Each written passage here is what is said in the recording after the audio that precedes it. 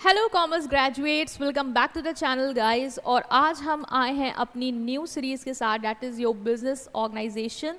सो आप में से काफ़ी स्टूडेंट्स डिमांड कर रहे थे बिजनेस ऑर्गेनाइजेशन की सीरीज़ को लेके। सो हम उस सीरीज़ को स्टार्ट करने वाले हैं। वन शॉट पार्ट 1 है, मीन्स यूनिट 1 है बेसिकली आपके सिलेबस एज पर एनईपी की। सो जो भी यूनिवर्सिटीज़ कॉलेजेस के स्टूडेंट्स हैं वो अपने सिलेबस टॉपिक्स को मैच कर लेना। बेसिकली सबका सिलेबस ऑलमोस्ट एक ही है, तो जो भी टॉपिक्स हैं वो सबके में आने ही वाले हैं। सो आप लोग को करना क्या है, इसका जो लाइक टारगेट है जो मैंने सेट किया है इस वीडियो का, वो क्रॉस करना है, because this gives me motivation. So ये आप करेंगे, बाकी आपके लिए मैं ये कर रही हूँ कि इसको मैं अच्छे से आपको एक्सप्लेन करूँगी, जिससे आप एग्ज़ाम्स में जब जाओ लिखने तो आप लिख पाओ जो भी आपके इंपॉर्टेंट टॉपिक्स आएंगे इससे रिलेटेड। ठीक है, सो हम स्टार्ट कर रहे हैं अपनी इस सीरीज़ को। सो सबसे पहले आता है कि बिजनेस ऑर्गेनाइजेशन क्या है। देखो, जो कॉमर्स बैकग्राउंड के उनको पता है, बीएसटी में सब पढ़ के आए हो आप, बट जो न्यू है साइंस स्टूडेंट्स के लिए, उनके लिए भी कुछ बेटा इसमें खास है नहीं, बहुत ही इजी है, बहुत ही नॉर्मल है ये subject. So business organisation basically क्या, जैसे कि एक राहुल है, इसको क्या था, अपना कैफ़े रन करना था। इसको उसके दोस्त ने बोला कि तुम बहुत अच्छा बनाते हो कॉफ़ी और तुम्हें इसको बेच के कमाना चाहिए। इसको भी लगा हाँ यार पैसों की ज़रूरत है, चलो क्यों ना कैफ़े बनाते हैं। इसने क्या किया, कैफ़े होममेड कॉफ़ी बनाना शुरू किया अपने घर से, स्टॉल लगा लिया। फिर धीरे धीरे क्या हुआ, इसने देखा कि कम डिमांड आ रही है, एफर्ट्स डाले, थोड़ा मार्केटिंग वगैरह पे ध्यान दिया, एंड देन उसने एक बड़ा सा कैफ़े जो है जैसे चिल कैफ़े नाम से खोल लिया। तो ये सब क्या है, ये सब कर क्या रहा है, कर तो बेसिकली रहा है कि गुड्स एंड सर्विसेज, जो भी गुड्स है, जो कॉफ़ी है उसको सेल कर रहा है, बेसिकली बिजनेस कर रहा है। बट वो जब एक ऑर्गेनाइजेशन के थ्रू, मतलब कि इन एक्टिविटीज़ जो भी उसको करनी है बिजनेस में, जब उसको ऑर्गेनाइज करके वो चीज़ों को करता है तो वो बिजनेस की कहीं ना कहीं ग्रोथ देख पाता है। ठीक है, तो इसी से कॉन्सेप्ट आएगा आपका कि क्या होता है आपका बिजनेस ऑर्गेनाइजेशन। जैसे अर्नव है, कि स्टूडेंट है, वो पॉकेट मनी की मैंने बताया ना ज़रूरत थी, तो उसके फ्रेंड ने उसको बोला तुम बहुत अच्छी कॉफ़ी बनाते हो तो मेरे स्टार्ट करना चाहिए, राइट। तो उसने सोचा येस वी कैन स्टार्ट, और एक कॉलेज के ही बाहर उसने छोटा सा स्टॉल लगा लिया। ठीक है, ये पहला टाइम था, थोड़ा टफ था उसके लिए, काफ़ी दिन तक उसने वेट किया, कस्टमर नहीं आए, एंड देन उसका बिजनेस आराम से चलने लग गया। और चलते चलते उसने जब और इन्वेस्ट किया, एफर्ट्स डाले अपने, तो वो एक सक्सेसफुल ब्रांड के फॉर्म में उसने डेवलप कर लिया। So this is what this is business. या आपने कुछ किया, अपने एफर्ट्स डाले, and then you have grown your business. ठीक है, तो इसी में हमें समझना है, हमारे जो चैप्टर है ना उसमें हमें सबसे पहले तो समझना है कि बिजनेस क्या होता है। बिजनेस हमें समझ में आया कि कोई नीड है, उसको आइडेंटिफाई किया, उससे रिलेटेड अगर हम कैपेबल हैं, सो गुड्स जो सर्विस जिसकी डिमांड है उसको बनाया, और देन हमने सर्व करना शुरू किया, प्रॉफिट कमाया, री इन्वेस्ट किया, बड़ा ब्रांड बनाया। This is what we are doing, this is we are doing the business. तो सिंपल मीनिंग क्या है, ये वो सारी इकोनॉमिक एक्टिविटीज़ हैं, बेसिकली वो सारी एक्टिविटीज़ जो प्रॉफिट के लिए आप करते हो। तो बिजनेस किसी भी चीज़ का हो सकता है, बट मेन मोटिव क्या है, पैसे कमाना। वो सारी इकोनॉमिक्स एक्टिविटीज जो कि किससे कंसर्न है, production and exchange of good and services with the objective of earning profit. मतलब बिजनेस एक्टिविटीज कर क्यों रहे हो, इकोनॉमिक एक्टिविटीज कर क्यों रहे हो, फॉर मेकिंग द प्रॉफिट। उसमें करोगे क्या, या तो फैक्ट्री सेटअप की है, कुछ बना रहे हैं, प्रोड्यूस कर रहे हैं, फिर मैन्युफैक्चरर्स को बेच रहे हैं, जो होलसेलर वगैरह को बेचते जाएंगे, तो हम उसको प्रोड्यूस करके बेच के प्रॉफिट कमा रहे हैं, इसलिए बिजनेस कर रहे हैं। या फिर हमने खरीद लिया है, ठीक है, होलसेलर से खरीद लिया एज अ रिटेलर, और हम अपने कस्टमर को मार्जिन पे बेच के अपना पैसा कमा रहे हैं। सो हम सब क्या कर रहे हैं, हम सब बिजनेस कर रहे हैं, मीन्स इकोनॉमिक एक्टिविटीज़ कर रहे हैं, जो कि किससे कंसर्न है, प्रोडक्शन से या डिस्ट्रीब्यूशन से। किस चीज़ के, गुड्स एंड सर्विसेज के। मोटिव क्या है आपका, प्रॉफिट अर्न करना। So this is business. So all organisation which carry on business activities are called business enterprise या बिजनेस फर्म, या जो आपका चैप्टर है दैट इज बिजनेस ऑर्गेनाइजेशन। वो सारी ऑर्गेनाइजेशन जो बिजनेस एक्टिविटीज़ करती हैं वो क्या होती है, बिजनेस ऑर्गेनाइजेशन होती है, या बिजनेस फर्म कह लो। ठीक, और जो पर्सन जो करता है वो एक्टिविटीज़ जो बिजनेस में एंगेज है उसे क्या कहते हैं, बिजनेसमैन। देखो, बिजनेस ऑर्गेनाइजेशन में बेसिक क्वेश्चन आ जाता है कि बिजनेस क्या होता है, उसके फीचर्स बताओ, तो हम पहले वो कवर कर लेते हैं, फिर हम बिजनेस ऑर्गेनाइजेशन को कंबाइंड वे में समझ लेंगे। ठीक, तो यही आपकी यूनिट में है। तो बिजनेस क्या है, समझ में आया कि वो सारी activities, commercial activities, economic activities जो आप करते हो, जो किससे रिलेटेड है, प्रोडक्शन से, या तो प्रोडक्शन करोगे या फिर डिस्ट्रीब्यूशन करोगे गुड्स एंड सर्विसेज का। क्यों, for the purpose of earning profit, सेवा नहीं नहीं करनी है, सर्विस नहीं देनी है, हमें सिर्फ प्रॉफिट पे फोकस करना है। That's why we are doing business. हाँ, प्रॉफिट कमाते कमाते हम सर्व करेंगे सोसाइटी को, हम सर्व करेंगे कंट्री को, बट मेन मोटिव से नहीं भटकना है, that is your profit, right. So features क्या है, पहला है प्रॉफिट मोटिव। ये तो हमें पता है कि मेन एम जो है बिजनेस को सेटअप करने का, रन करने का, उसने कैफे क्यों खोला था, क्योंकि वो शॉर्ट रन कर रहा था, पॉकेट मनी नहीं थी, उसको पैसे चाहिए, तो इसीलिए तो किया था ना। तो मेन मोटिव क्या था, प्रॉफिट था, ठीक। सो मेन एम क्या होता है बिजनेस का, प्रॉफिट अर्न करना। कैसे प्रॉफिट अर्न करोगे, गुड्स एंड सर्विसेज को बेच के, या प्रोड्यूस कर रहे हो, एज अ फैक्ट्री सेटअप किया तो उसको प्रोड्यूस करके at a higher price then cost, मतलब कॉस्ट पे ही बेच दोगे तो काय का प्रॉफिट, कॉस्ट से ऊपर बेचोगे तभी तो प्रॉफिट होगा ना। तो सिंपल है। Next is exchange of good and services. Business always involve producing, buying and sale of good and services. बिजनेस में कर क्या रहे हो, या तो प्रोडक्शन कर रहे हो फिर उसको बेच रहे हो, या तो बाय कर रहे हो खरीद के फिर फर्दर सेल करो। तो buying and selling that is exchange of good and services, ये भी एक फीचर है। Next is risk and uncertainty. बेटा रिस्क तो बिजनेस में होता ही है, पैसा लगाया है, चलेगा नहीं चलेगा, डूबेगा, ये तो रहता ही है। तो बिजनेस में रिस्क तो है। मार्केट बदल गई, मान लो मैंने कुछ बनाया, मार्केट में उसकी डिमांड ही नहीं रही, जैसे डीवीडी प्लेयर आउट हो गए ना, डिमांड ही नहीं रही, अब तो कुछ नेटफ्लिक्स वगैरह है, क्या डिमांड रही, तो रिस्क और अनसर्टेनिटी रहती है। रेगुलर डीलिंग, बिजनेस कोई एक टाइम की एक्टिविटी नहीं है कि आपने मान लो आपकी वॉच थी, आपने अपने फ्रेंड को बेच दी, आप करो मैं तो बिजनेस करके आया हूँ, नहीं बेटा वो बिजनेस नहीं है, क्योंकि बिजनेस रेगुलर होता है, रेगुलर डीलिंग होती है। अगर आप वॉच दुकान में रेगुलरली कस्टमर को बेचते हो तो वो बिजनेस होगा। तो जो आप ये बोल के आते हो ना this is not a business, तो ये अगली बार से आप मत बोलना, because this is not a business. वो बिजनेस कोई वन टाइम एक्टिविटी नहीं होती है, ये रेगुलर बाइंग एंड सेलिंग को इन्वॉल्व करती है। अगर आपने अपना ओल्ड स्कूटर बेच दिया अपने फ्रेंड को तो वो बिजनेस नहीं है। जब आप उस स्कूटर में डीलिंग ही करते हो, रोज कस्टमर आते हैं खरीद के जाते हैं, या आप बेच रहे हो, ठीक है, रेगुलरली उसमें इंगेज हो, इन्वॉल्व हो उस एक्टिविटी में, तो ही वो क्या होगा, बिजनेस होगा। तो ये भी इसका क्या है, फीचर है। Next feature is competition. Of course business में कॉम्पिटिशन नहीं है क्या, पेप्सी, कोका कोला सब बिजनेस तो कर रहे हैं, आपस में कॉम्पिटिट भी कर रहे हैं, तो competition is also there, it's also a feature. Next is legal regulation. Business को रूल्स रेगुलेशन फॉलो करने होंगे, लाइक आपने बिजनेस सेटअप करना है फूड का, तो फूड लाइसेंस चाहिए होगा, जो सरकार के नियम है कि चाइल्ड लेबर वगैरह नहीं करने हैं, कंज्यूमर को प्रोटेक्ट करना है, उसके साथ धोखाधड़ी नहीं करनी है, तो वो सब रूल फॉलो करोगे, तो लीगल रेगुलेशन तो है ही, फॉलो करने हैं आपको। इन्वेस्टमेंट ऑफ कैपिटल, बिजनेस के बिना पैसे लगाए चल जाएगा, नहीं चलेगा, पैसा लगाना होगा फिर ही होगा, तो investment of capital is also there, ये भी फीचर है। Creation of utilities, business goods बनाते हैं, ठीक, बिजनेस में goods more useful by adding time, place, form and position utility. Goods बनाया ठीक, बट गुड्स को और कैसे यूजफुल बनाएंगे, जब वो गुड्स कस्टमर को राइट टाइम पे, राइट प्लेस पे, राइट कंडीशन में अवेलेबल करा देंगे तब। तो मतलब हम यूटिलिटीज़ भी क्रिएट करते हैं, ये भी एक फीचर है कि आप यूटिलिटीज़ क्रिएट करते हो, like wheat converted into breadth, wheat को ब्रेड में कन्वर्ट कर दिया, ठीक है, बट ब्रेड अगर कस्टमर तक पहुंच ही नहीं पा रही है तो कैसे फ़ायदा। तो ब्रेड सही कंडीशन में, सही टाइम पे, सही प्लेस पे पहुंच पाएगी, देन हम कुछ को कहेंगे कि हमने उसमें यूटिलिटीज़ ऐड कर दी हैं, कि अब वो ज़्यादा बेनिफिशियल हो गया, तो वो भी बिजनेस का काम है, इसलिए ये भी इसके फीचर्स में इन्वॉल्व हो जाएगा, ठीक है। क्या है, sale and exchange, dealing in good and services, risk factor, economic activity, creation of utilities, regular dealing, profit motive, ये सब क्या है, बिजनेस के फीचर है। बिजनेस क्लियर हो गया कि वो एक्टिविटी जो इन्वॉल्व है किससे रिलेटेड है, production and buying and selling of good and services with the main motive of earning the profit. क्या क्या फीचर्स है वो भी हमने डिस्कस किए। तो बिजनेस से मोटा मोटा यही क्वेश्चन आएगा कि मीनिंग और फीचर्स आप बताइए।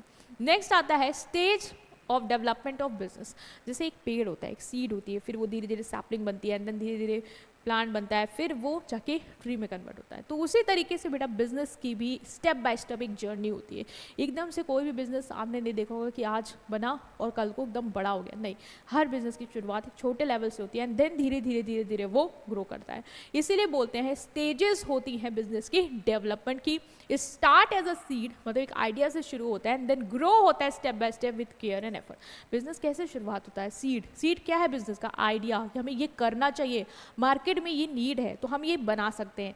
फिर वो जो आइडिया आया उसको आपने इम्प्लीमेंट किया छोटे लेवल पे, फिर धीरे धीरे आपने उसको बड़ा बनाया। तो यही सब क्या है, स्टेजेस हैं, ठीक।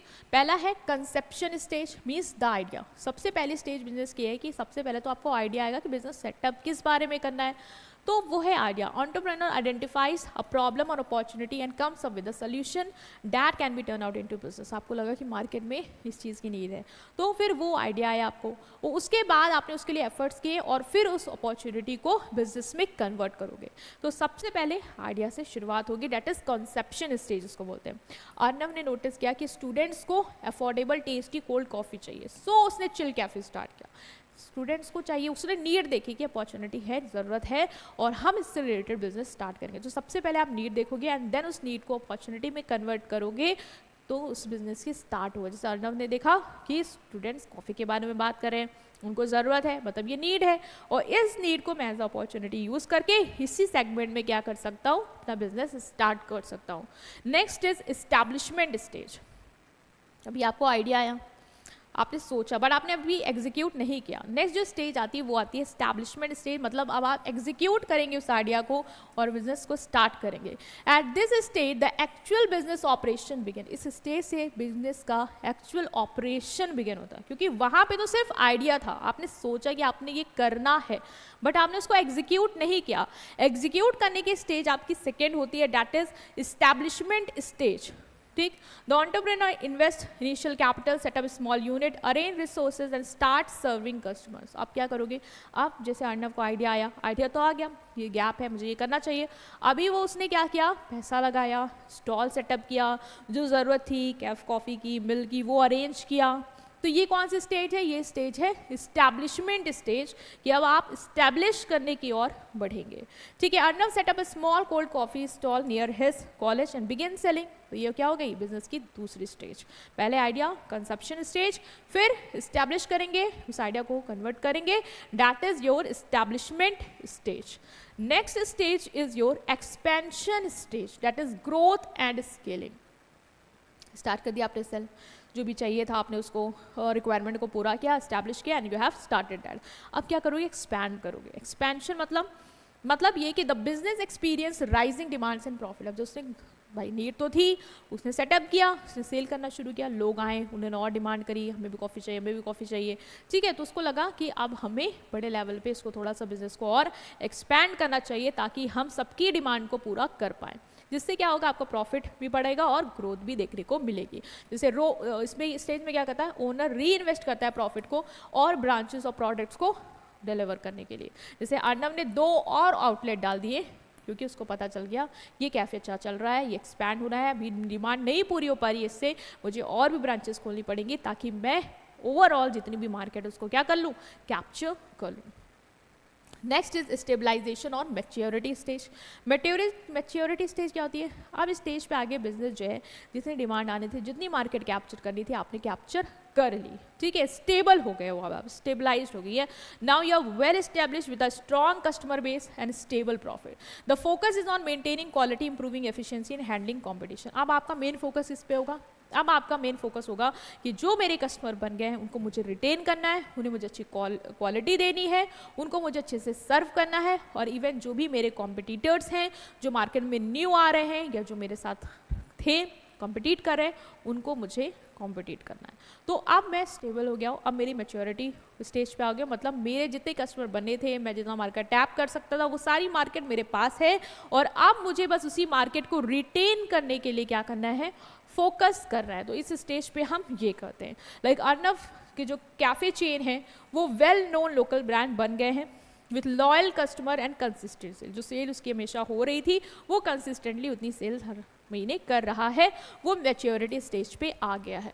नेक्स्ट इज डिक्लाइन और डाइवर्सिफिकेशन स्टेज। बेटा जब आप मैच्योरिटी स्टेज पे आ जाते हो ना, मतलब जितनी मार्केट कैप्चर करनी थी वो हो गई, स्टेबल हो गए हो अब आप, तो अब क्या होता है, अब अगर आप अपडेट नहीं करोगे, कुछ नया नहीं लाओगे, तो और कस्टमर को आप नहीं ला पाओगे। जैसे कि डोमिनोज का क्या हुआ था कि उसको लगा कि पिज़्ज़ा सेगमेंट में जो लोग हैं बट बर्गर की डिमांड है, तो उसने क्या किया, एक्सपैंड किया उस सेगमेंट में भी थोड़ा बहुत, ताकि वो उस सेगमेंट के भी लोगों को ले आए अपने पास, ठीक है, और बढ़ा ले। या फिर जो हेल्थ कॉन्शियस लोग थे उनके लिए उसने अलग से मेन्यू में ऑप्शंस लाए ताकि वो उनको भी इन्वॉल्व कर पाए।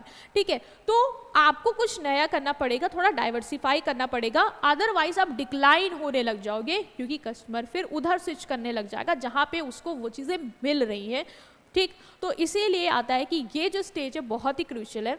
If the business fall to adopt the changing trend it start declining, अगर वो नहीं ट्रेंड को ला पाया, जैसे नोकिया नहीं ला पाया, ट्रेंड को एब्जॉर्ब नहीं कर पाया, तो फिर वो डिक्लाइन होने लगा, मार्केट्स में उसकी डिमांड कम होने लग गई, वो मार्केट से आउट हो गया, क्योंकि आपको अपने आप को चेंजेस के हिसाब से ढालना पड़ेगा।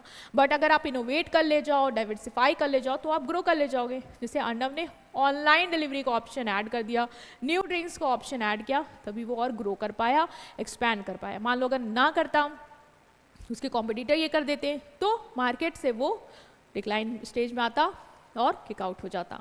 ठीक है, तो ये कुछ क्या थी स्टेजेस हैं आपके बिजनेस की, कि बिजनेस की शुरुआत जो है वो होती है इंट्रोडक्शन स्टेज से, कंसेप्शन स्टेज से, एक आइडिया आता है, फिर आइडिया पे वो काम करता है। ये ब्लड क्यों हो रहा है,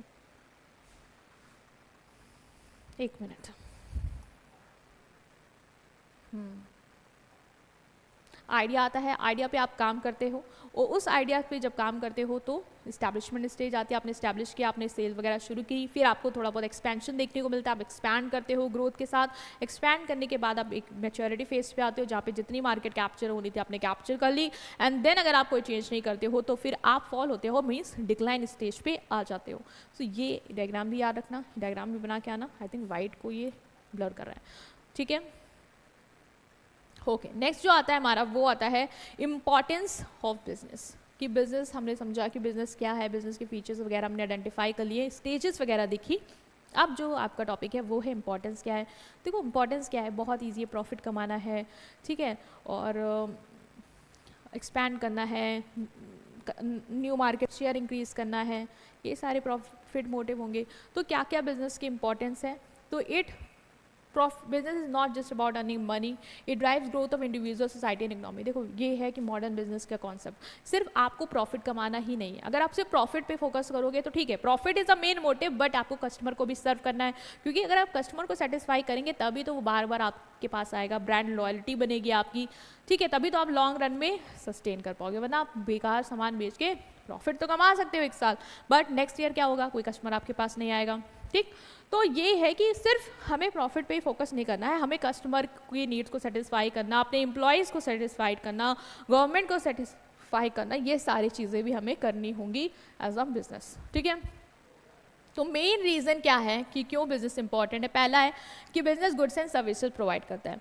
बिजनेस प्रोवाइड करता है गुड्स एंड सर्विसेज उन लोगों को जिनकी नीड एंड वांट है, ठीक है, क्योंकि अगर गुड एंड सर्विसेज नहीं देगा तो लोग उसके पास आएंगे ही क्यों।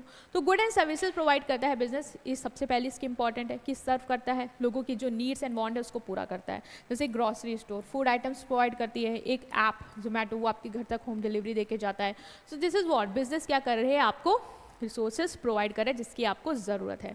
Next is generate employment, business activities आपके लिए जॉब क्रिएट करती हैं अलग अलग फील्ड में, ठीक है, जो हमारे लोग हैं उनके लिए एम्प्लॉयमेंट का भी तो सोर्स है, तो ये भी इंपॉर्टेंस है, इसलिए भी बिजनेस सेटअप होने चाहिए, क्योंकि हमें जॉब मिलेगी, different manager, worker, marketer etcetera.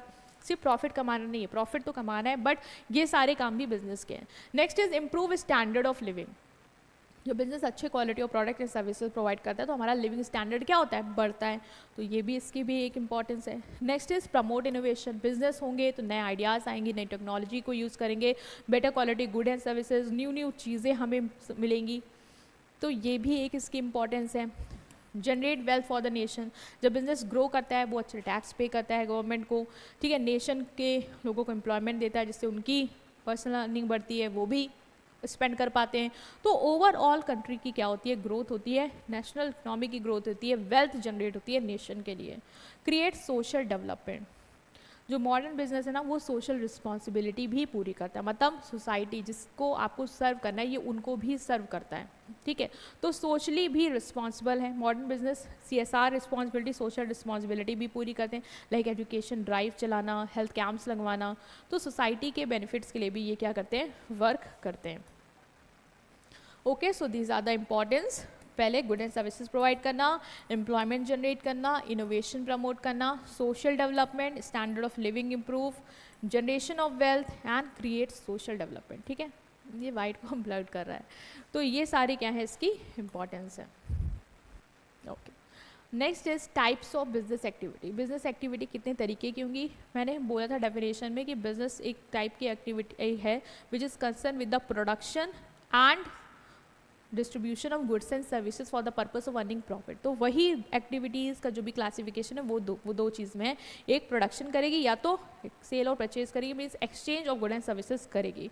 तो इन्हीं दोनों की बेसिस पे हमने दो टाइप में क्लासीफाई किया, एक इंडस्ट्री और एक कॉमर्स।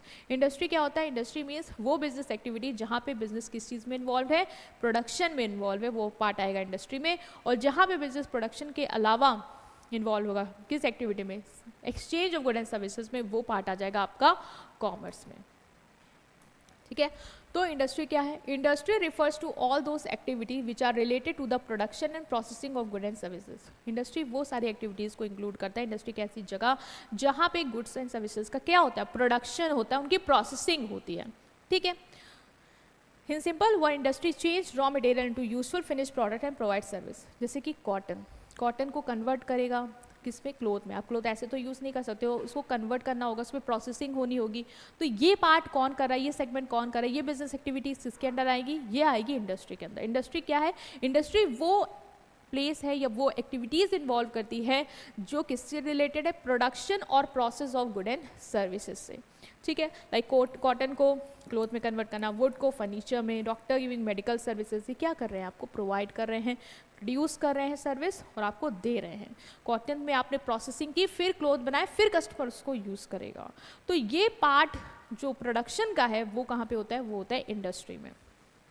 प्रोडक्शन ही नहीं होगा तो फिर आप उसका सेल एंड एक्सचेंज कैसे करोगे, वो करने के लिए आपको पहले प्रोड्यूस करना होगा, तो वो इंडस्ट्री में आएगा। इंडस्ट्री भी तीन टाइप की है, primary, secondary and tertiary.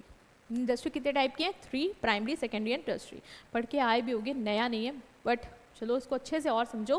Primary industry क्या है? जैसे कि जो इंडस्ट्री किससे कंसर्न है, नेचुरल रिसोर्सेज से, मतलब नेचर से रिसोर्सेज को एक्सट्रैक्ट करती हैं, उनको एज अ रॉ मटेरियल अपने पास रखती हैं और फिर वो सप्लाई करेंगी सेकेंडरी इंडस्ट्री। तो प्राइमरी इंडस्ट्री क्या है? प्राइमरी इंडस्ट्री बेसिकली आपकी नेचुरल रिसोर्सेज से इंटरेक्ट करती है। मीन्स ये वो इंडस्ट्री होती है जो डायरेक्टली नेचर से वर्क करती है। They take raw material from natural resources like land, water, forest and all. अब जैसे कॉटन पेड़ में लगता है ना, तो ये इंडस्ट्री वहाँ से एक्सट्रैक्ट करती है उसको। ठीक है, उसके बाद फर्दर देंगी सेकेंडरी इंडस्ट्री को, जो उसको प्रोसेस करेगा, कॉटन को कपड़े बना देगा, फिर कॉमर्स उसको बेचेगा, खरीदेगा। ठीक, तो प्राइमरी इंडस्ट्री क्या करती है? प्राइमरी इंडस्ट्री नेचुरल रिसोर्सेज से डायरेक्टली इंटरेक्ट करती है, वहाँ से रॉ मटेरियल को एक्सट्रैक्ट करती है। Their job is not to make finish good, ये फिनिश गुड्स नहीं बनाएंगे। फिनिश गुड कौन बनाएगा? Secondary industry. इनका काम बस यही है कि ये रॉ मटेरियल प्रोवाइड करे बाकी इंडस्ट्री को, मतलब सेकेंडरी इंडस्ट्री को रॉ मटेरियल प्रोवाइड करे जो वो यूज़ करके कन्वर्ट करके उससे फिनिश गुड्स बनाएगा। तो ये नेचर के साथ इंटरेक्ट करके रॉ मटेरियल एक्सट्रैक्ट करती हैं। ठीक है, जैसे फार्मर क्रॉप ग्रो करते हैं, वीट, राइस एंड ऑल। तो वीट, राइस ग्रो करा इन्होंने, तो वीट जो है, राइस जो है, वो क्या है? रॉ मटेरियल है। कहाँ से आ रहा है? नेचर से आ रहा है, नेचर से ला रहे हैं ये लोग। ठीक है, इसको यूज़ नहीं करेंगे, इसको ये प्रोसेस नहीं करेंगे, प्रोसेस वो करेगी सेकेंडरी इंडस्ट्री। वीट को प्रोसेस करके ब्रेड बनाना वो उसका काम है। बस इनका काम क्या है? नेचर से नेचुरल रिसोर्सेज को एक्सट्रैक्ट करना और सेकेंडरी इंडस्ट्री या अदर इंडस्ट्रीज को प्रोवाइड करना।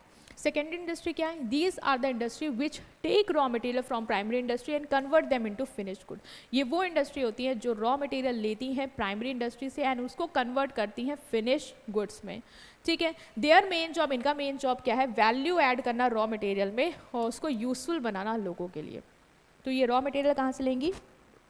ये रॉ मटेरियल लेंगी आपकी प्राइमरी इंडस्ट्री से, उसको प्रोसेस करेंगे, लाइक कॉटन लिया तो उसको प्रोसेस किया और देन क्लोथ बनाया। तो इनका काम ये है।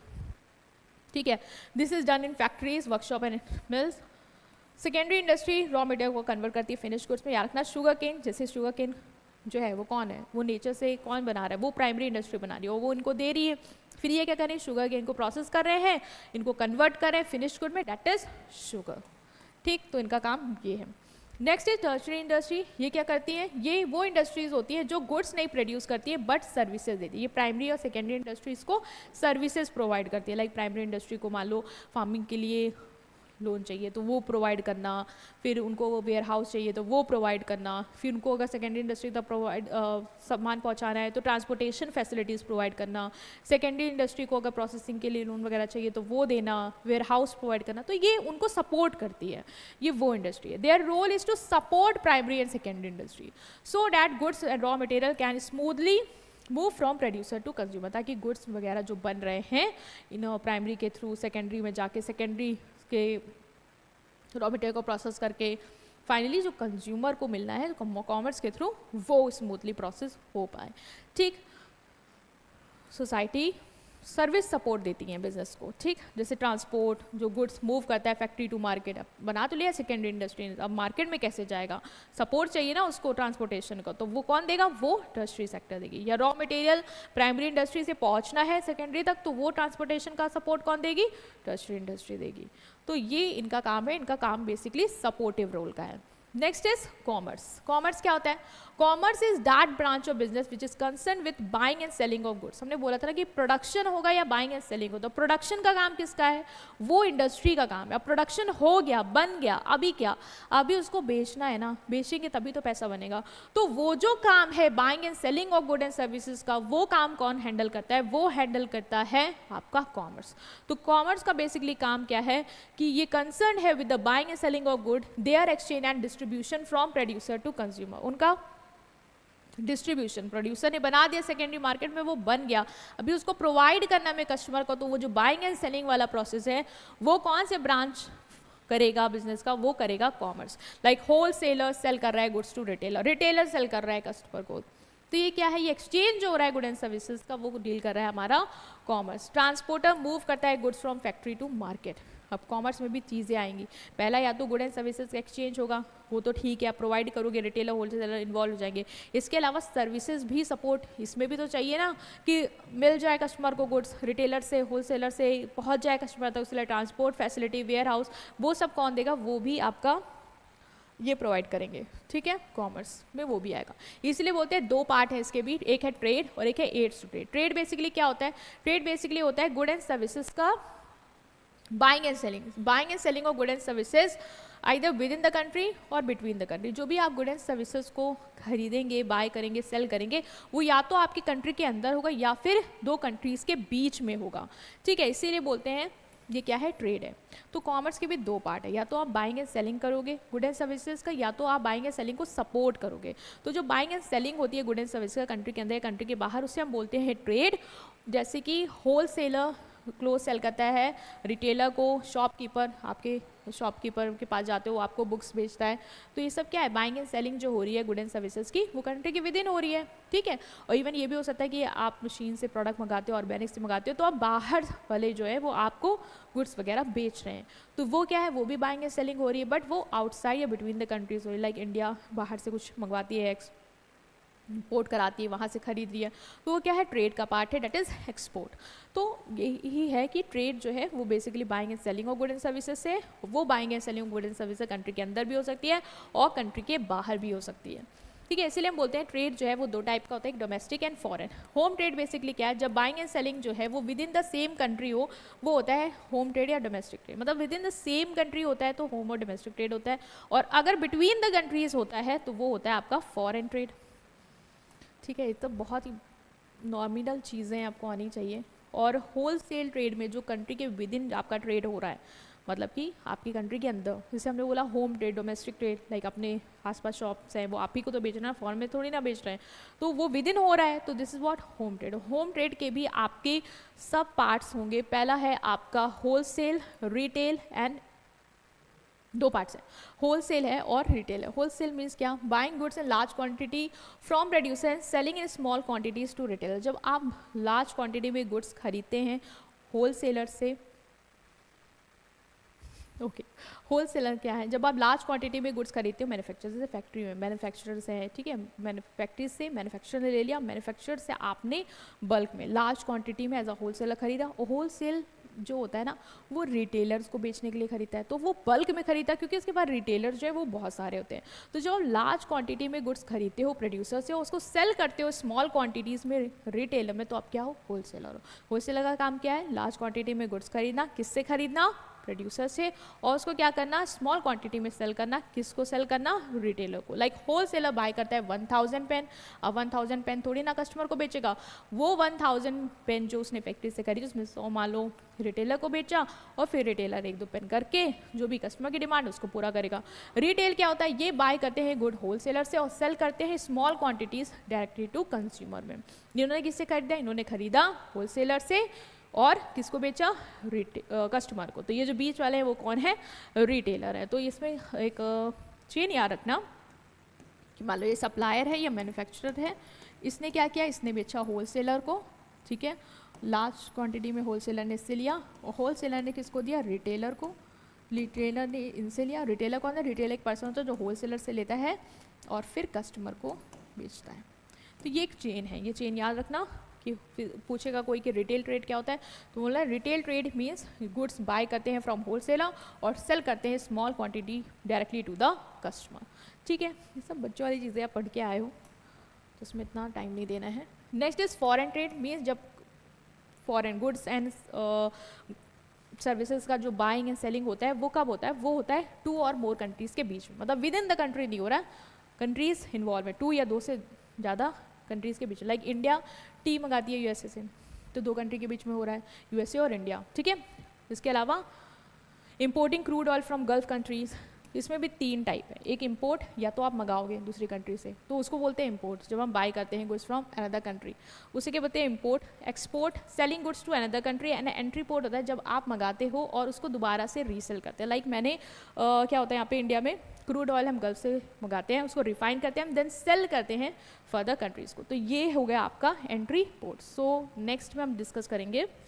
ओके, सो नेक्स्ट जो है वो है टाइप्स ऑफ कॉमर्स, जो है वो हम क्या करेंगे एक फॉरेन ट्रेड में, ठीक है, जब इनसाइड द कंट्री हो रहा है तो फॉर होम ट्रेड हो जाएगा, फॉरेन ट्रेड जब बिटवीन द कंट्रीज है तो फॉरेन ट्रेड हो जाएगा, ठीक है। तो आपने समझ लिया कि ट्रेड क्या है, ट्रेड के टाइप्स क्या है, क्योंकि कॉमर्स में बेसिकली बाइंग एंड सेलिंग है ना, गुड एंड सर्विसेज का, तो या तो ट्रेड कहेंगे उसको, it is buying and selling, country के अंदर है तो होम ट्रेड, और कंट्री के बाहर या बीच में है तो फॉरेन ट्रेड, राइट। नेक्स्ट आता है आपका aids to trade. Aids to trade क्या होता है, जो सपोर्ट करेगा इस ट्रेड को, ठीक है। तो एक बार इसको हमने देख लिया कि जो हमारा होम ट्रेड है वो होलसेल है, रिटेल है, क्योंकि कंट्री के अंदर या तो बल्क में बेच रहा है होलसेलर टू द रिटेलर, या रिटेलर टू द कस्टमर बेच रहा है, ठीक। और फॉरेन ट्रेड में या तो इंपोर्ट करोगे, या तो मंगाओगे, या तो एक्सपोर्ट करोगे, या एंट्री पोर्ट करोगे, कि मतलब मंगाया उस पर प्रोसेसिंग करी, लाइक ऑयल मंगाया उस पर प्रोसेसिंग करी एंड देन फर्दर हमने उसको बेच दिया, ठीक। तो एड्स टू ट्रेड क्या होता है, एड्स टू ट्रेड बेसिकली वो एक्टिविटी जो सपोर्ट करेंगी इस ट्रेड को, है ना। वहाँ पे देखो क्या था, वहाँ पे थी टर्शरी एक्टिविटी जो सपोर्ट करी थी प्राइमरी और सेकेंडरी इंडस्ट्रीज की एक्टिविटीज़ को, और यहाँ पे क्या है, यहाँ पे बेटा आपका है एड्स टू ट्रेड जो सपोर्ट कर रहा है किसको, ट्रेड को, मतलब जो बाइंग एंड सेलिंग हो रही है ना विद इन द कंट्री या बिटवीन द कंट्रीज, उसको जो सपोर्ट कर रहा है उसे कहते हैं aids to trade. Are those activity which support the trade and make the process of buying and selling of good and services easier, safer and all, right. Okay, so क्या क्या है, ट्रांसपोर्टेशन कौन कौन सपोर्ट करेगा बेटा, transportation करेगा, goods आपको भेजने हैं, लाइक कस्टमर तक पहुंचाने हैं, ठीक है, रिटेलर को कस्टमर तक देने हैं तो उसके पास आना है, कहाँ से आएगा, ट्रांसपोर्टेशन की फैसिलिटी के थ्रू आएगा, या मैन्युफैक्चरर से होलसेल लेगा, कहाँ से लेगा, ट्रांसपोर्टेशन से लेगा, फिर वहाँ से रिटेलर को ट्रांसपोर्ट की हेल्प से भिजवाएगा। तो ये क्या कर रहा है, फैसिलिटेट कर रहा है, डिस्टेंस बैरियर रिमूव कर रहा है, ठीक है। गुड्स मूव करते हैं producer to consumer, overcoming distance barrier. Trucks देखा होगा ना, वेजिटेबल्स जो है वो कैरी होकर आ रही है मार्केट में, तो ट्रांसपोर्टेशन क्या कर रहा है, ये जो बाइंग एंड सेलिंग है उसको क्या कर रहा है, सपोर्ट कर रहा है, ईजी, ठीक। उसी तरीके से वेयर हाउस, अब गुड स्टोर करना होगा सेफली, इतना सारा मंगा लिया सब एकदम थोड़ी ना बिक जाएगा कि एक दिन में तुम कस्टमर को बेच दोगे, नहीं, सेफ करके रखना होगा जिससे वो सड़े ना, चोरी ना हो, आग ना लगे, एनऑल एनऑल एनऑल। तो क्या करोगे, उसके लिए आप वेयर हाउस की हेल्प लोगे। बैंकिंग, पैसे की ज़रूरत होगी, ठीक है, फाइनेंस की ज़रूरत होगी, होलसेलर को बल्क में खरीदना, भाई पैसा चाहिए, रिटेलर्स को खरीदना है, पैसा चाहिए, फैसिलिटी चाहिए हमें लोन की, कौन देगा, बैंक देगा। ये क्या कर रहे हैं, ये हमें ट्रेड में सपोर्ट कर रहे हैं, है ना, फाइनेंस, लोन, फैसिलिटी, ये सब हमें मनी देता है जिससे हम ट्रेड कर पाते हैं आसानी से, तो ये भी हो जाएगा। नेक्स्ट इज इंश्योरेंस, गुड्स अब आपके रखे हुए हैं वेयर हाउस में, आग लग गई कल को तो क्या होगा, थेफ्ट हो गया, चोरी हो गई तो क्या होगा, उसके लिए मैंने क्या करा लिया, इंश्योरेंस, जिससे क्या होगा, मेरा ट्रेड और स्मूथ हो गया। अब उस सब चीज़ों से भी मुझे एक प्रोटेक्शन मिल गया है। एडवर्टाइजिंग, ट्रेडिंग करनी है आपको, बाइंग एंड सेलिंग करनी, कस्टमर तक गुड्स पहुंचाना है तो प्रमोट करना होगा, तो एडवर्टाइजिंग भी हमारे ट्रेड को सपोर्ट करता है। पैकेजिंग, यस मैम, गुड्स को सेफ रखना है और वो टूटे ना, फूटे ना, डैमेज ना हो, वो भी चाहिए मुझे, तो बेटा वेयर हाउसिंग के साथ साथ गुड्स को पैकेज करके रखोगे, ईजिली कैरी हो जाएगा, जब ट्रांसपोर्ट करना है तो उठाया कार्टून और भेज दिया उसमें पैकेज में, कस्टमर तक ईजिली डिलीवर हो गया, टूट नहीं रहा है, फूट नहीं रहा है, तो ये सब भी आपके ट्रेड को सपोर्ट करते हैं। ठीक है, तो लिख लेना transportation, warehousing, banking, advertising, insurance, packaging, ये 6 हैं। इसके अलावा आपकी बुक्स में और होंगे तो उनको भी आप लिख सकते हो। ठीक है, अब देखो ये क्वेश्चन आता है पेपर में कि इंडस्ट्री और कॉमर्स में डिफरेंस क्या है, ये क्वेश्चन आना है।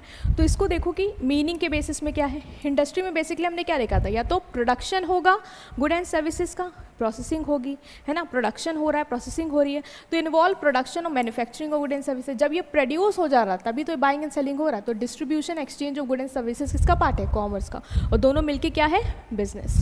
ठीक, पर्पस क्या है, गुड्स को क्रिएट करना, भाई ये गुड्स बनाते हैं ना तभी तो वो बिकेंगे। गुड्स को क्रिएट करना कैसे, रॉ मटेरियल को फिनिश प्रोडक्ट में कन्वर्ट करके, रॉ मटेरियल कच्चा माल को प्रोसेस करके फिनिश प्रोडक्ट में कन्वर्ट करना, इसी से क्या करेंगे, गुड प्रोड्यूस करेंगे। ये गुड्स अवेलेबल करते हैं to the consumer at the right time and at the right condition. Activities क्या इन्वॉल्व में, mining, farming, manufacturing, product construction, ये सब आ जाएंगे इसमें इंडस्ट्री में, प्राइमरी इंडस्ट्री से रिलेटेड और सेकेंडरी इंडस्ट्री से रिलेटेड। इसमें आपका trade, transportation, warehousing, basically trade, और जो एड्स टू ट्रेड है वो सारी एक्टिविटीज़ कॉमर्स में आएंगी। नेक्स्ट इज एग्जाम्पल देखो, एक टेक्सटाइल मिल जो क्लोथ्स बना रही है, कपड़े बना रही है कॉटन को यूज़ करके। फ्लिपकार्ट जो ऑनलाइन क्लोथ सेल कर रही है, बाइंग एंड सेलिंग कर रही है। रोल इन बिजनेस में रोल क्या है, act as a starting point, production of good, ये स्टार्टिंग पॉइंट है, यहाँ पे गुड्स बनेंगे। और ये क्या है, लिंक है प्रोड्यूसर कंज्यूमर के बीच में, मतलब प्रोड्यूसर से गुड्स लेके कंज्यूमर को बेचना, तो वो लिंक की तरह काम करेगी। ठीक, और क्या डिफरेंस है, हाँ अब आएगा बिजनेस और प्रोफेशन में भी डिफरेंस पूछता है आपके पेपर में कि बिजनेस और प्रोफेशन में डिफरेंस बताओ।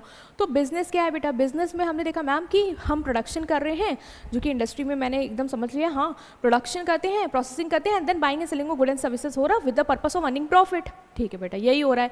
बट प्रोफेशन क्या है, प्रोफेशन में आप क्या करते हो, तो मैम बोलेंगे मैम प्रोफेशन मतलब डॉक्टर, टीचर, ये सब प्रोफेशन ही है। हाँ बेटा ठीक है, प्रोफेशन है।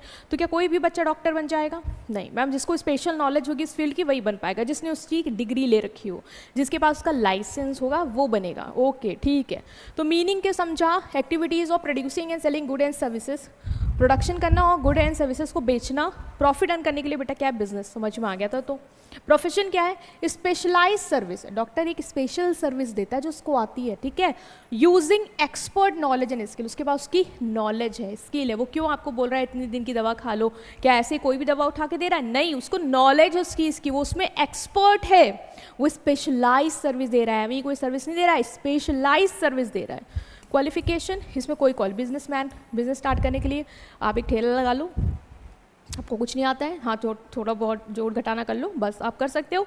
क्या डॉक्टर ऐसे बन जाओगे, नहीं, स्पेसिफिक नॉलेज, ट्रेनिंग, सर्टिफिकेट चाहिए होगा तभी प्रोफेशन कैरी आउट कर सकते हो। ऑब्जेक्टिव, मेन गोल यहाँ पे क्या है, पैसा कमाना। यहाँ मेन गोल क्या है, डॉक्टर का मेन गोल क्या है, क्लाइंट को सर्व करना। लॉयर का मेन गोल क्या है, क्लाइंट को सर्व करना, हाँ उसके साथ साथ फीस चार्ज करेंगे, है ना, बट मेन मोटिव प्रॉफिट कमाना नहीं है। फिर रिस्क, देखो रिस्क तो होता है लॉस और प्रॉफिट का, बहुत रिस्क होता है, मैंने सारा पैसा लगा रखा है, लॉस हुआ तो भी मेरा, प्रॉफिट हुआ तो भी मेरा, तो रिस्क है। यहाँ पे बहुत लो रिस्क है, यूजुअली आपको फ़ी की इनकम पता है, फिक्स्ड है, लाइक डॉक्टर्स 200 रुपये चार्ज कर, फीस तो 200 रुपये फीस आनी है, तो उसमें क्या रिस्क है, क्या कौन सा पैसा डूब रहा है उसका। एग्जाम्पल देखें, running a restaurant, shop, online store, business क्या है, ऑनलाइन स्टोर रन करना, शॉप रन करना, सब बिजनेस है।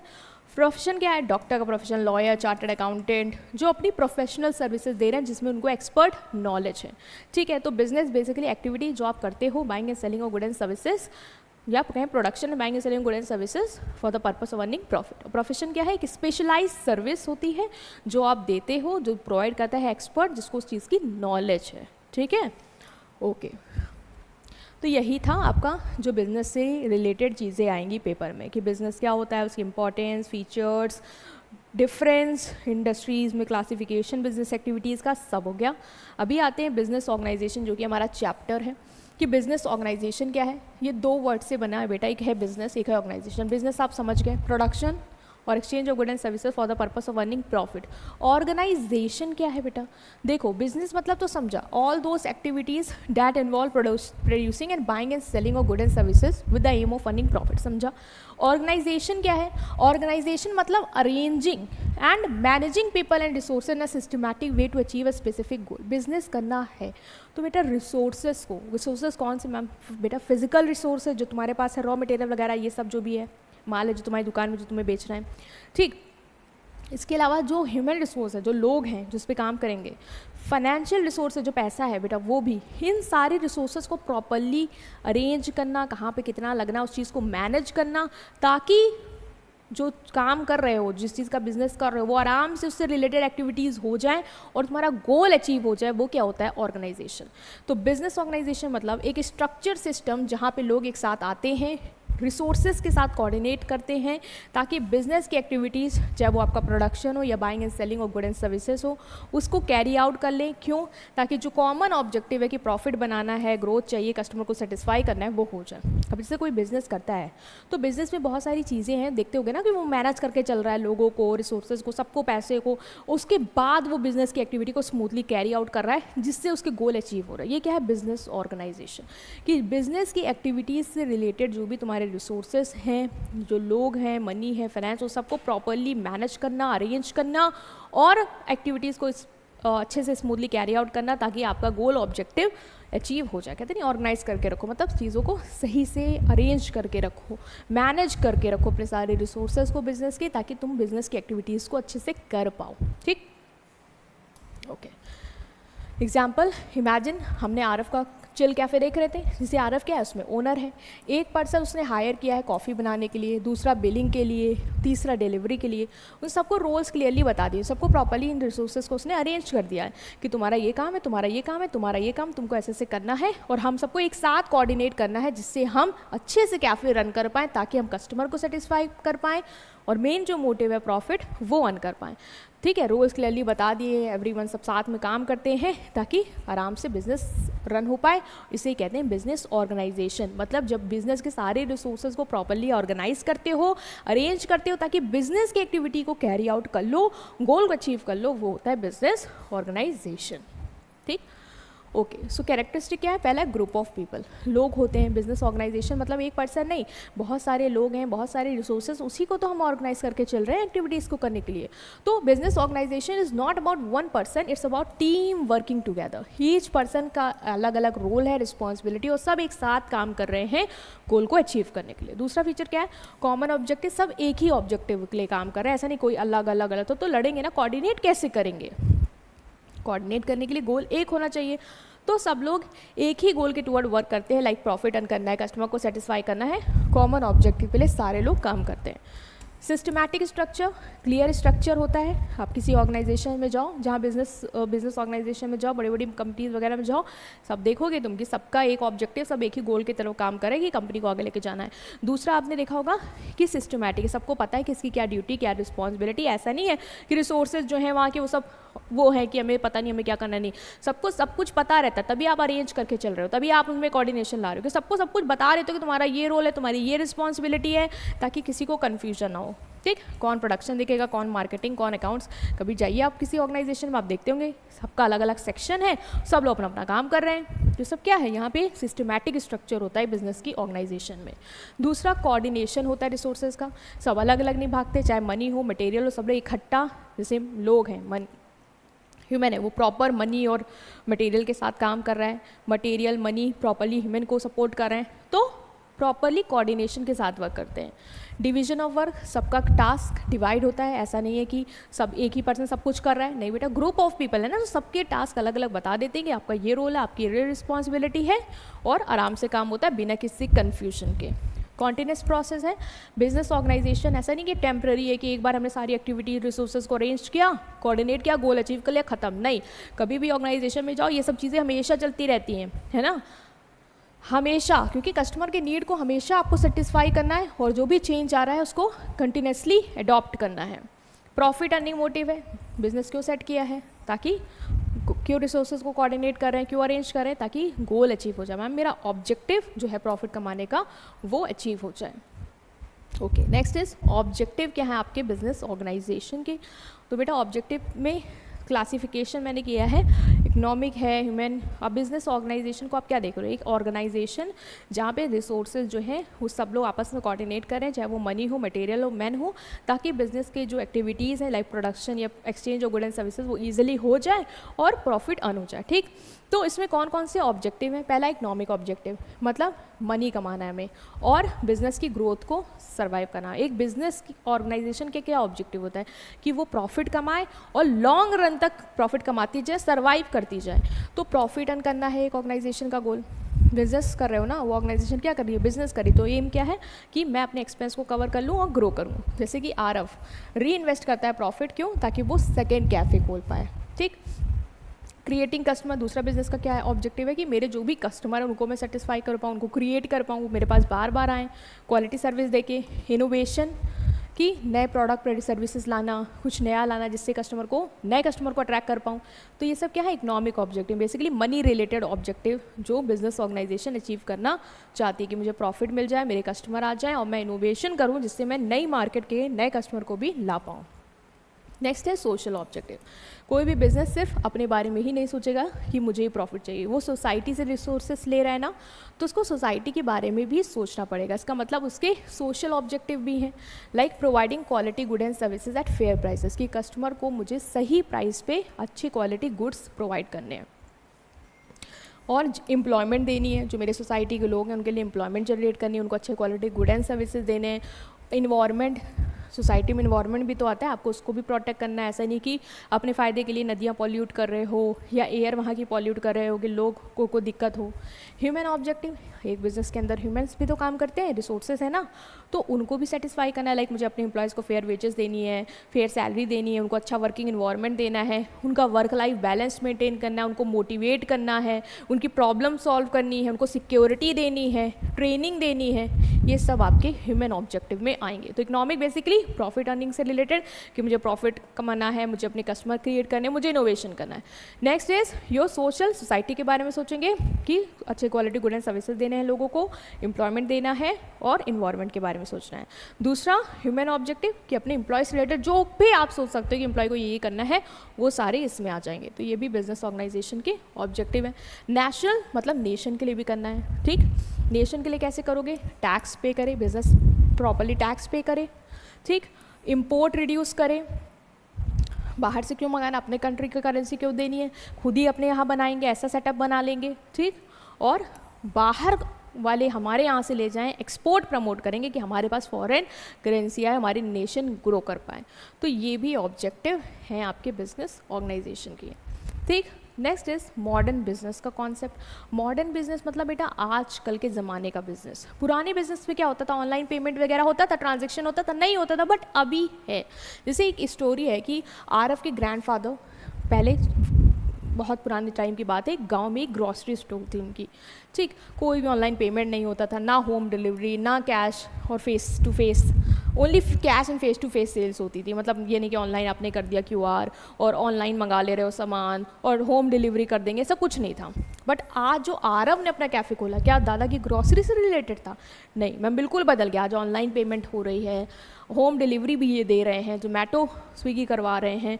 तो ये सब हो गया बेटा, ये सब क्या है, ये सब चेंज हुआ ना, बिजनेस बदला ना पीरियड ऑफ टाइम के साथ। यही है मॉडर्न बिजनेस कि नए ज़माने का बिजनेस। देखो फीचर स्टोरी में भी मैंने आपको बता दी कि ऑनलाइन पेमेंट लड़की करने गई तो बोला नहीं नहीं नहीं सब कुछ नहीं, और चिल कैफ़े देखो सब कुछ आज के नए ज़माने का। ठीक, तो क्या फीचर्स हैं आपके मॉडर्न बिजनेस के? बहुत आसान है बेटा, टेक्नोलॉजी का यूज़ होने लग गया अब। मॉडर्न बिजनेस हैविली टेक्नोलॉजी पे डिपेंड है। Online payment, online transaction, online store, online delivery, सब कुछ हो रहा है। प्रोडक्शन, मार्केटिंग, कम्युनिकेशन, सब कुछ ऑनलाइन चल रहा है। कस्टमर सेंट्रिक अप्रोच है। पहले टाइम पे लोग कस्टमर को प्रायोरिटी नहीं देते थे, अपने आप बोलते कैश में है, लेना है लो, नहीं लेना है ना लो। लेकिन अभी कस्टमर प्रायोरिटी पे है, कस्टमर पे फोकस है। जो कस्टमर को पसंद है वो हमें गुड्स देने हैं, उसके अकॉर्डिंग कस्टमाइज़ करके देना है, क्विक सर्विस देनी है, 5 मिनट में ब्लिंकिट। ठीक, ग्लोबल रीच। पहले बिजनेस आप एक ही अपने रीजन में ही थे क्योंकि ऑनलाइन तो कुछ जा नहीं रहा था। अभी ऑनलाइन आप ऑनलाइन कर सकते हो पेमेंट, ऑनलाइन ऑर्डर कर सकते हो। तो ग्लोबल रीच, अभी घर बैठे कहीं पे भी अपना बेच सकते हो because of E business. Next is digital transaction. पहले कैश में पेमेंट था, अभी यूपीआई, कार्ड्स वगैरह से पेमेंट हो सकता है। रैपिड इनोवेशन, बिजनेस को कॉन्टिन्यूस का अडाप्ट करना है। अभी नया मॉडर्न बिजनेस क्या है? वो मॉडर्न बिजनेस है जो कॉन्टिन्यूसली चेंजेस को अडाप्ट कर रहा है। जैसे उसको देख रहा मार्केट में कुछ नया, तुरंत उसको अडॉप्ट कर लिया, जिससे क्या हुआ, आप कस्टमर को खो नहीं रहे हैं। ठीक, business must constantly innovate to stay competitive. जैसे नेटफ्लिक्स तुरंत shifting from DVD to online streaming. Netflix को पता चल गया कि अब डीवीडी नहीं चलने वाली है, मुझे ऑनलाइन स्ट्रीमिंग करनी होगी, तो वो तुरंत स्विच कर गया। सोशल रिस्पॉन्सिबिलिटी, मॉडर्न बिजनेस जो है वो अपने बारे में नहीं, सोसाइटी के बारे में सोचते हैं। उनको पता है कि सोसाइटी में गुडविल बनाएंगे तभी हमारा धंधा चल पाएगा, अदरवाइज नहीं। तो सोशल के बारे में, सोसाइटी के बारे में सोचना, इन्वायरमेंट के बारे में सोचना। जैसे Tata group education program fund करते हैं, क्यों? क्योंकि वो उन्हें पता है कि CSR करना पड़ेगा, cooperative social responsibility, cooperative social responsibility पूरी करनी पड़ेगी, तभी सोसाइटी हमें अच्छी नज़रों से देखेगी और हमें प्रमोट करेगी फर्दर भी। अदरवाइज हम लॉन्ग रन में सर्वाइव नहीं कर पाएंगे अगर सिर्फ अपने बारे में सोचेंगे। तो बेटा यही था मॉडर्न बिजनेस की नई टेक्नोलॉजी आ गई है, ऑनलाइन ऑर्डर कर सकते हो, ग्लोबल रीच है, कस्टमर सेंट्रिक अप्रोच है, इंटेंस कंपटीशन है, अलग रैपिड इनोवेशन आपको करते रहना होगा, तभी आप सर्वाइव कर पाओगे। तो बहुत ही आसान था, ऐसा कुछ नहीं था इस पूरे चैप्टर में जो आपको नया लगा हो। बिजनेस ऑर्गेनाइजेशन समझा, बिजनेस समझा और मॉडर्न बिजनेस के भी कॉन्सेप्ट को अंडरस्टैंड किया। ठीक है, तो यही था आपकी इस यूनिट में। नेक्स्ट यूनिट में और भी अच्छे से समझेंगे बाकी सारे कॉन्सेप्ट्स को। वीडियो को लाइक करो, चैनल को सब्सक्राइब करो। Thank you.